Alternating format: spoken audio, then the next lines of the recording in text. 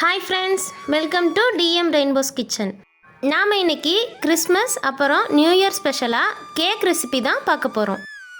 குறைவான பொருட்கள் பயன்படுத்தி ரொம்ப ஈஸியாக வீட்டில் இருக்க கடாயிலேயே சூப்பரான ஸ்பாஞ்சியான கேக் எப்படி செய்யலான்னு பார்க்கலாம் வாங்க.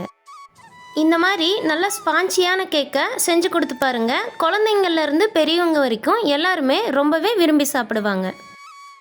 கேக்கே செய்ய தெரியல அப்படின்னு சொல்கிற பிகினர்ஸ் கூட இந்த கேக் ரெசிப்பியை பர்ஃபெக்டாக ரொம்ப ஈஸியாக செஞ்சு முடிச்சிடலாம். ஃபெஸ்டிவல் டைமில் மட்டும் இல்லாமல் குழந்தைங்க கேக் கேட்கும் போதெல்லாம் இந்த மாதிரி ரொம்ப ஈஸியாக செஞ்சு கொடுங்க, ரொம்பவே ஹாப்பியாக சாப்பிடுவாங்க. வாங்க இந்த ஸ்பாஞ்சியான கேக்கை ரொம்ப ஈஸியாக எப்படி செய்யலான்னு பார்க்கலாம்.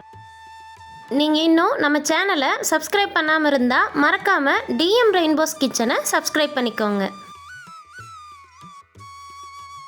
ஒரு மிக்ஸி ஜார் எடுத்துக்கோங்க. தண்ணி எதுவுமே இல்லாமல் நல்லா சுத்தமாக தொடச்சிட்டு எடுத்துக்கோங்க. இதில் 2 முட்டையை உடச்சிட்டு சேர்த்துக்கோங்க. உங்களுக்கு முட்டை வேண்டான்னு தோணுச்சுன்னா 1/4 கப் அளவு பட்டர் கூட நீங்கள் சேர்த்துக்கலாம். நான் எல்லா பொருளுமே இது போல் கப்பில் அளந்து எடுத்திருக்கேன். உங்ககிட்ட கப்பு டம்ளர் எது இருந்தாலும் இதே அளவில் எல்லா பொருளுமே அளந்து எடுத்துக்கோங்க. இந்த கப்பில் 3/4 கப் சர்க்கரை சேர்த்துக்கிறேன். 1 கப் மைதாக்கு 3/4 கப் சர்க்கரை சரியாக இருக்கும். கொஞ்சம் ஹெல்த்தியாக சாப்பிட்ணுன்னு நினச்சிங்கன்னா வெள்ளை சர்க்கரைக்கு பதிலாக நாட்டு சர்க்கரை கூட நீங்கள் யூஸ் பண்ணிக்கலாம். நாட்டு சர்க்கரை சேர்த்திங்கன்னா 1 கப் சர்க்கரை சேர்த்துக்கோங்க, சரியாக இருக்கும். இது கூடவே 1/4 கப் ரீஃபைண்ட் ஆயில் சேர்த்துக்கோங்க.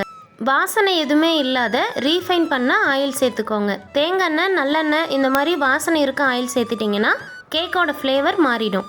இப்போ நம்ம சேர்த்துருக்க இந்த 3 பொருளையுமே மிக்ஸி ஜாரில் 30 செகண்ட் வரைக்கும் நல்லா அடிச்சுட்டு எடுத்துக்கோங்க. 30 செகண்ட்க்கு அப்புறம் பார்த்தீங்கன்னா முட்டை, சர்க்கரை, ஆயில் எல்லாமே நல்லா மிக்ஸ் ஆகி இந்த அளவுக்கு க்ரீமியான கன்சிஸ்டன்சிக்கு வந்திருக்கும். இப்போ நம்ம அரைச்சி எடுத்திருக்க முட்டை மிக்சரை ஒரு அகலமான பாத்திரத்துக்கு மாற்றிக்கோங்க. மிக்சியில் நல்லா அடிச்சுட்டு பார்க்கும்போது சர்க்கரை இந்த அளவுக்கு நல்லா கரைஞ்சிருக்கணும். இல்லைனா நீங்கள் பவுடர் சுகர் கூட சேர்த்துக்கலாம். இது கூடவே ஃப்ளேவருக்காக 1 ஸ்பூன் வெண்ணிலா எசன்ஸ் சேர்த்துக்கிறேன். உங்களுக்கு விருப்பமான எந்த ஃப்ளேவர் எசன்ஸாக இருந்தாலும் நீங்கள் சேர்த்துக்கலாம். பைனாப்பிள், ரோஸ் அந்த மாதிரி எதுவாக இருந்தாலும் நீங்கள் சேர்த்துக்கலாம். எசன்ஸ் சேர்த்துக்கிட்டிங்கன்னா தான் முட்டையோட ஸ்மெல் வராமல் இருக்கும். இது கூடவே 1 ஸ்பூன் பேக்கிங் பவுடர் சேர்த்துக்கோங்க. 1/4 ஸ்பூன் பேக்கிங் சோடா சேர்த்துக்கோங்க. நம்ம வீட்டில் நார்மலாக இட்லிக்கு யூஸ் பண்ணுற ஆப்ப சோடா 1/4 ஸ்பூன் சேர்த்துக்கோங்க. இது கூடவே 1 கப் மைதா சேர்த்துக்கோங்க. மைதாவை சேர்க்கறதுக்கு முன்னே ஒரு சல்லடை வச்சு நல்லா சலிச்சுட்டு சேர்த்துக்கோங்க.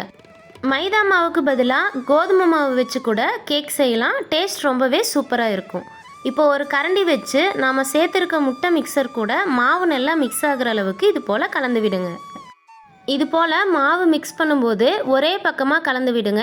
அப்போ தான் கேக் நல்லா ஸ்பாஞ்சியாக வரும். உங்களுக்கு மாவு ரொம்ப கெட்டியாக இருக்க மாதிரி தோணுச்சுன்னா காய்ச்சி ஆற வச்ச பால் கொஞ்சம் கொஞ்சமாக சேர்த்துட்டு இது போல் நல்லா க்ரீமியான கன்சிஸ்டன்சி வர வரைக்கும் கலந்து விட்டுக்கோங்க. நல்லா மிக்ஸ் பண்ணதுக்கப்புறம் பார்த்தீங்கன்னா மாவோட கன்சிஸ்டன்சி இந்த அளவுக்கு இருக்கணும். இது சரியான பதம். உங்ககிட்ட இருக்கிற எந்த பாத்திரமாக இருந்தாலும் நீங்கள் கேக் செய்யலாம். டிஃபன் பாக்ஸ் இல்லைனா இந்த மாதிரி அகலமான பாத்திரம் எதுவாக இருந்தாலும் எடுத்துக்கோங்க. கீழ்ப்பகுதி கொஞ்சம் தட்டையாக இருக்க மாதிரி பார்த்துக்கோங்க. பாத்திரத்தோட ஓரங்களில் பட்டர் இல்லைனா ஆயில் அப்ளை பண்ணிக்கோங்க. நம்ம மிக்ஸ் பண்ணி எடுத்து வச்சுருக்க மாவை இந்த பாத்திரத்தில் சேர்த்துக்கோங்க. மாவில் கட்டிகள் எதுவுமே இல்லாமல் ஸ்மூத்தான கன்சிஸ்டன்சியில் இருக்கணும். மாவு சேர்த்ததுக்கப்புறம் பாத்திரத்தை இது போல் நல்லா தட்டி விடுங்க. மாவில் ஏதாவது ஹேர் பபிள்ஸ் இருந்தாலும் சரியாயிடும்.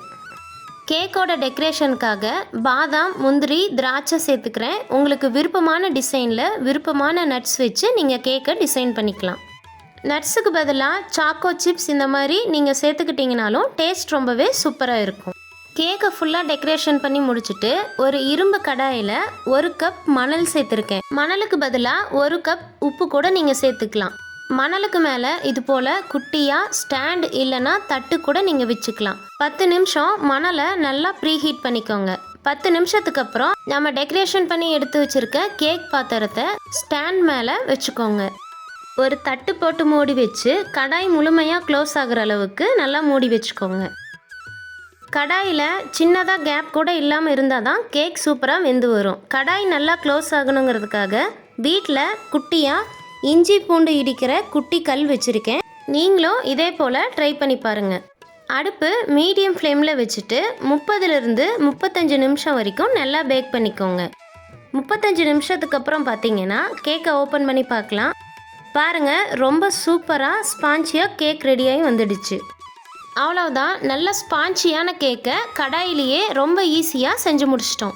இப்போ கேக் வெந்துருச்சான்னு செக் பண்ணுறதுக்காக ஒரு நீளமான குச்சி இல்லைன்னா கம்பியில் கேக்கோட சென்டரில் இது போல் லாஸ்ட் வரைக்கும் குத்தி பாருங்க. கம்பியில் மாவு எதுவுமே ஒட்டாமல் வந்ததுன்னா கேக் சூப்பராக வெந்துருச்சுன்னு அர்த்தம். பாருங்கள், இந்த கம்பியில் மாவு எதுவுமே ஒட்டாமல் சூப்பராக வந்திருக்கு. இந்த கேக்கை உடனே பாத்திரத்திலிருந்து எடுக்கக்கூடாது. நல்லா முழுமையாக 1 மணி நேரம் ஆற வச்சுக்கோங்க.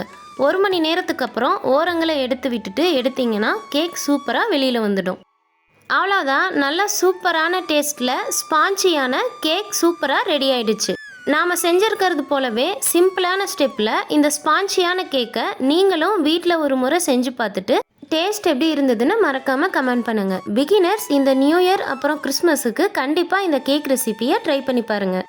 இந்த கேக் ரெசிபி உங்களுக்கு பிடிச்சிருந்ததுன்னா லைக் பண்ணுங்கள், உங்கள் ஃப்ரெண்ட்ஸ் கூட நிறைய ஷேர் பண்ணுங்கள். மறக்காமல் டிஎம் ரெயின்போஸ் கிச்சனை சப்ஸ்கிரைப் பண்ணிக்கோங்க. மறுபடியும் ஒரு சூப்பரான ரெசிபியோட பார்க்கலாம். தேங்க்யூ.